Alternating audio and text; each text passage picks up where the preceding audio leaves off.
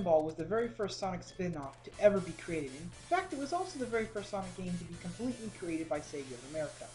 It was also another one of those games that gets unfairly bashed, and the reasons for the bashing I've never been able to figure out. For what it is actually a pretty good game as far as I'm concerned. It is one of the better Sonic spin-offs to come around, and is also the very first Sonic game I ever played. Considering that this is one of the first Sonic games, storytelling really is not there. Robotnik has built a giant fortress on top of an active volcano, because that is a great place to build your fortress. Hell, he might as well have built his summer house in Haiti. Anyway, Robotnik is using the fortress to capture and imprison animals so he can roboticize them, which, by the way, is not the same kind of roboticize that you might know from the Saturday Morning series. This type of roboticize is where animals are placed inside robots to be used as organic batteries. Anyway, Sonic goes to stop them, but is shot off his plane and into the water below. Down, but not out, Sonic manages to get inside the fortress and discover the worst. The inside of the fortress is built like a giant pinball machine, which pretty much acts as the fortress's defense system. So, the fortress has a defense system built like a pinball machine. Okay, it's kinda out there, but I will take it. Personally, I would put in a giant foosball table, an air hockey table, and maybe a house that I did for arcade cabinet, because I knew that would keep me busy from saving the world for a while.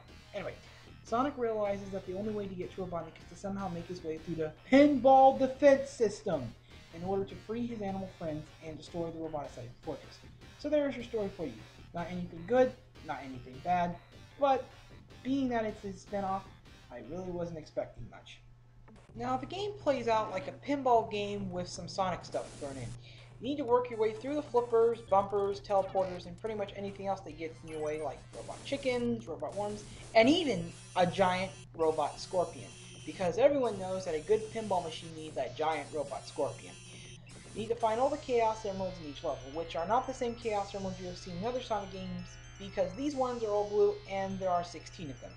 Once you have found them all, you can then fight the boss, which all seems to have Robotnik's face on it, because Robotnik's ego is as big as his stomach. Now, because the game is mainly a pinball game, you're going to spend most of your time in pinball form. There are little times when you are on foot, and when you are, it is only for a couple seconds. I think the reason why some people hate this game is because of the fact it plays out like a pinball game and not a traditional Sonic game, which is complete bullshit, because not all Sonic games have to be high-speed side-scrolling platformers. In fact, this particular game takes the ball element that hedgehogs are well known for and uses it as a primary game object, which I found to be kind of interesting. Now, the graphics themselves have some interesting qualities to offer. The levels themselves are very well designed and very well detailed. Some of them change design as you move through them, which is a nice touch.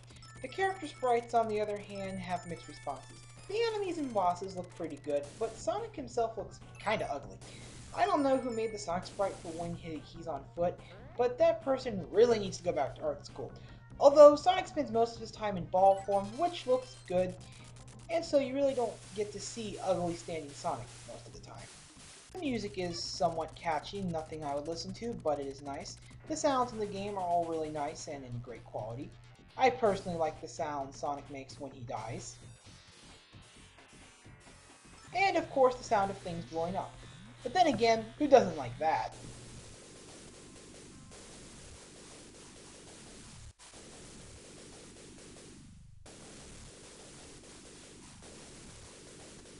Now, the physics engine is sort of a mix between a traditional Sonic game and a standard pinball machine. And I have to say it works pretty well, and it feels like I'm playing a pinball machine with a Sonic game. Overall, it feels real good and it works. The levels themselves are also very well designed. Getting to each emerald usually requires you to do a few different tasks in order to obtain them. You might have to flip some switches, shut down objects, defeat certain enemies, and even destroy barricades. So there's a pretty decent variety of things you have to do in order to complete each level that go beyond the whole, it's just a simple pinball machine. The bosses, on the other hand, are definitely the weaker aspect of this game's design.